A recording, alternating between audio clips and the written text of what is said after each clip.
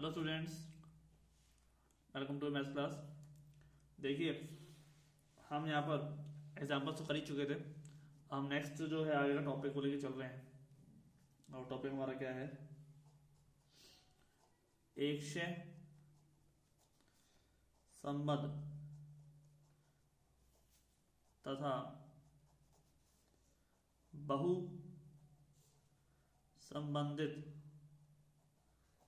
संबंधित प्रदेश। ठीक है, एक संबंध तथा बहुत संबंधित प्रदेश सिंपली एंड मल्टी कनेक्टेड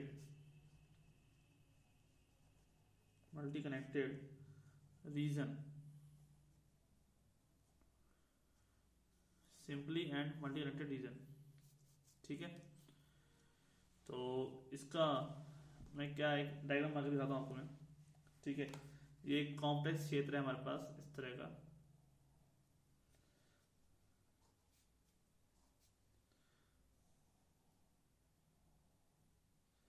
एक क्षेत्र ये है जिसके अंदर हमारे पास है, तो अंदर क्या है, डॉट डॉट मैंने बहुत सारे बिंदु बना दिए हैं। ठीक है, और एक मैंने और क्षेत्र बनाया है, इस क्षेत्र का नाम भी सी है।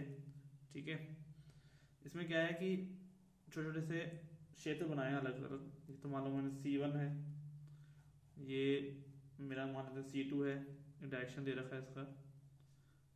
ठीक है, बाकी जगह क्या है, बिंदु है, ये क्षेत्र है ना। तो एक हम इसकी बात कर रहे हैं, ये क्षेत्र है बहुत बड़ा जिसमें अलग अलग उप क्षेत्र लगा लो। ठीक है, फर्स्ट डायग्राम है, सेकंड है, और थर्ड हमारे पास इस तरह का है।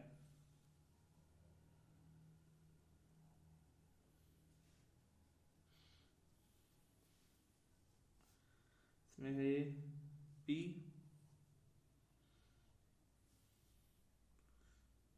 ठीक है, इसमें इस साइड आ जाएगा, इस साइड और ये इस साइड। ठीक है, ये हो जाएगा प्लस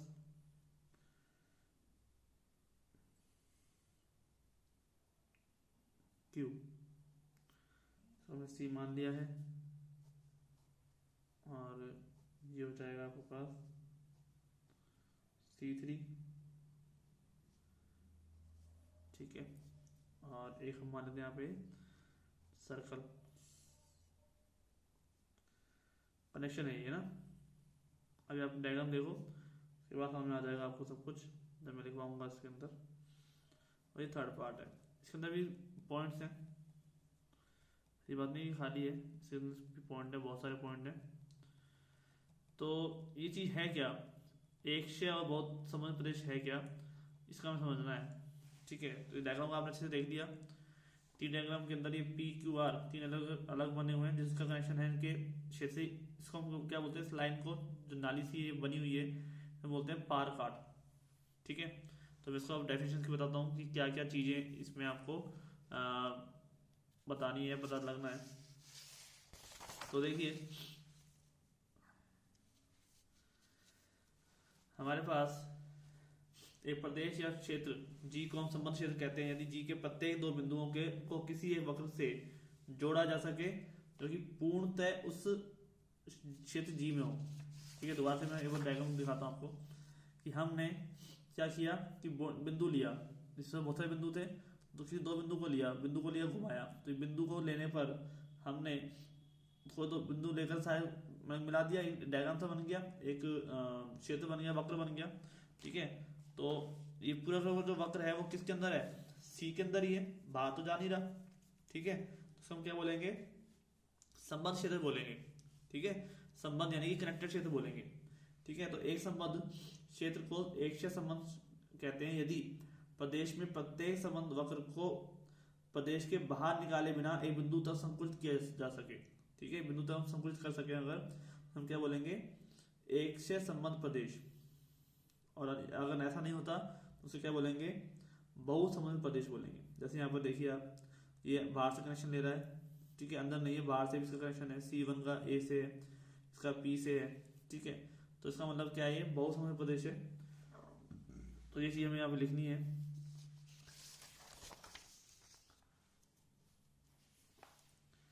एक प्रदेश या क्षेत्र जी को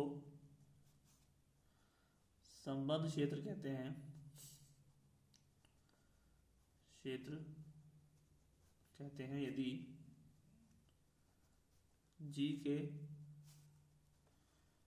प्रत्येक दो बिंदुओं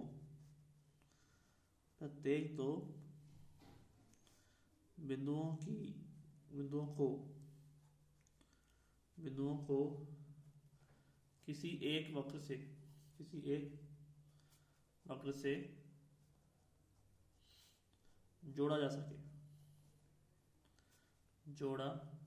सके जो कि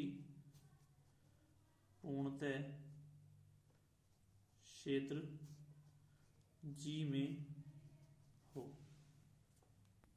ठीक है, एक प्रदेश है या क्षेत्र है जी को हम समूह क्षेत्र कहते हैं यदि इस जी के प्रत्येक दो बिंदुओं को किसी एक वक्र से हम जोड़ सकें या जो कि पूर्णतः क्षेत्र जी में अंदर हो। ठीक है,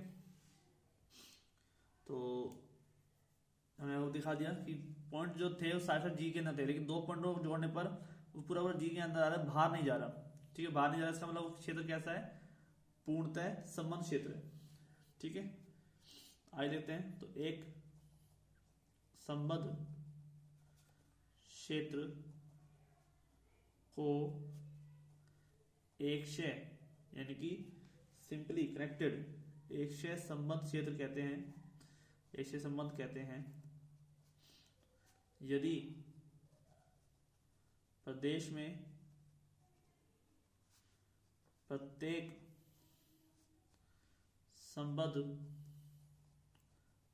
संबद्ध वक्र को प्रदेश के बाहर निकाले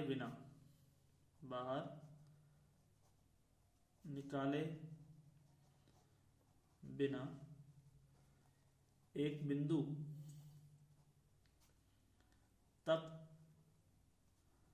संकुचित किया जा सके। ठीक है, अन्यथा इस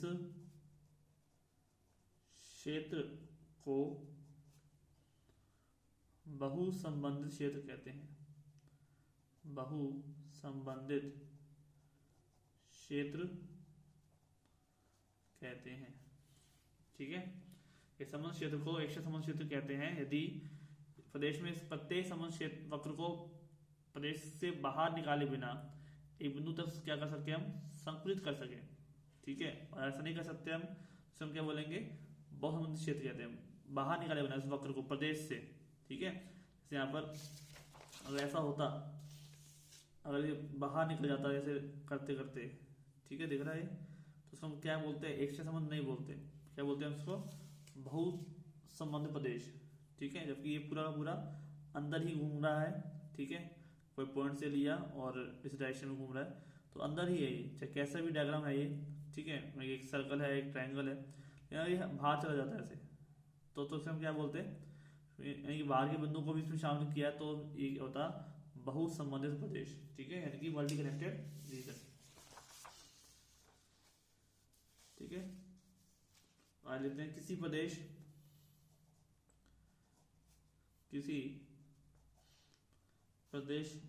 जी में कोई संबद्ध वक्र C1 C2 खींचे गए हैं यदि वक्रों C1 C2 के मध्य स्थित क्षेत्र के सभी बिंदु अर्थात वह क्षेत्र जो सी के अंदर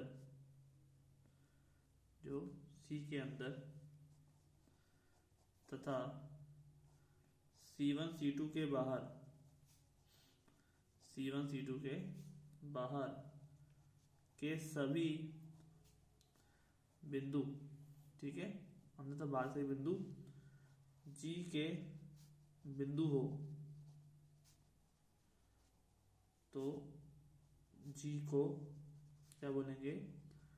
बहुसंबंधित क्षेत्र कहेंगे। बहुसंबंधित क्षेत्र कहते हैं, ठीक है। यानी हमें प्रदेश जी में कोई भी संबंध वक्र है C1 C2 C, हमने आपको दिखाई दिया 3 खींचे गए। यदि C1 C2 C1 C2 के मध्य स्थित क्षेत्र के सभी बिंदुओं तथा वह क्षेत्र जो C के अंदर तथा C1 C2 के बाहर, ठीक है, कि सभी बिंदु G के बिंदु हो तो G को प्रदेश कहेंगे। कि सभी बिंदु एक किसी बिंदु के अंदर आ जाए, ठीक है। एक तो हमारे पास क्या है, बाहर वाला है C, और अंदर यहाँ बन रहे हैं, कोई ट्रायंगल बन रहा है, कोई कुछ बन रहा है, ठीक है। तो ये C1 C2 अगर इसके अंदर वाले से सारे जो बिंदु हैं वो सब बिंदु किसके हों? C के ही हों, तो इसको क्या बोलेंगे? बहुसंबंधित प्रदेश बोलेंगे, ठीक है। सारे बिंदु जो है ना, कहीं पर भी और लेकिन हो किसके? सारे समुच्चयों के C में, इसके अंदर ही हो, बाहर से ना आए, ठीक है। C के अंदर और इसके बाहर वाले सारे बाहर वाले बिंदु, जो इसके अंदर वाले नहीं, डायग्राम के अंदर वाले नहीं, इसके बाहर वाले जो बिंदु हैं सबके सब क्या हो? इसी के हों, G के बिंदु हो, ठीक है। अब आती है हमारे पास बात पार काट यानी कि क्रॉस कट की। तो क्रॉस कट क्या होता है समझ लेते हैं हम यहाँ पे। क्षेत्र जो तीसरा है हमारे पास, लास्ट वाला क्षेत्र थर्ड में रेखा AB PQ व RS को पार काट कहते हैं। यानी कि वो रेखा जो लाइन बना रही है ना, लाइन बना रही है, कनेक्शन बना रही है, जैसे पुल बना रही है, ठीक है, उसको हम क्या बोलेंगे? पार कट बोलेंगे। देखिए ये मैं आपको बताया था जो ये लाइन, ठीक है, इसमें क्या बोलेंगे? ये RS हो गया, ये AB हो गया, ये PQ हो गया, ठीक है। तो इन्हें बोलेंगे तो AB जो लाइन है ये, ठीक है, PQ ये लाइन, RS जो लाइन है, इसको हम क्या बोलेंगे? बहुसंबंधित प्रदेश है ये, ठीक है। इसमें बोलेंगे पार काट। C1 C2 प्रदेश के G के वक्र और C1 C2 C3 C के अंदर है। इन वक्रों को क्षेत्र C से जोड़ने के लिए AB PQ और RS परिसीमाओं का निर्माण किया गया है, ठीक है।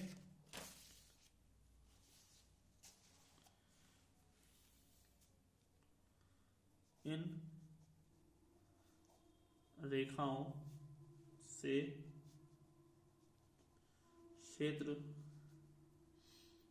जो हो बहुसंबंधित प्रदेश है, जो बहुसंबंधित प्रदेश है, एक से में स्पष्ट हो जाएगा, ठीक है। एक से संबद्ध प्रदेश में परिवर्तित हो जाता है, परिवर्तित हो जाता है, ठीक है। तो यहाँ पर क्या है? C1 C2 और C1 C2 प्रदेश G के वक्र हैं तथा C1 C2 C3 C1 C2 C3 C के अंदर, ठीक है, C1 C2 C3 C के अंदर इन वक्रों को क्षेत्र C से जोड़ने के लिए, ठीक है, इनको क्षेत्र जोड़ने के लिए हम क्या करते हैं? AB PQ व RS लगाते हैं, आरएस परिसीमाओं का निर्माण करते हैं।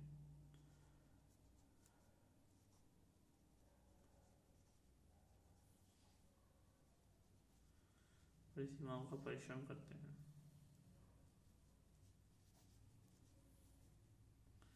ठीक है स्टूडेंट्स, कोई दिक्कत नहीं, इजीली काम हमारा हो गया।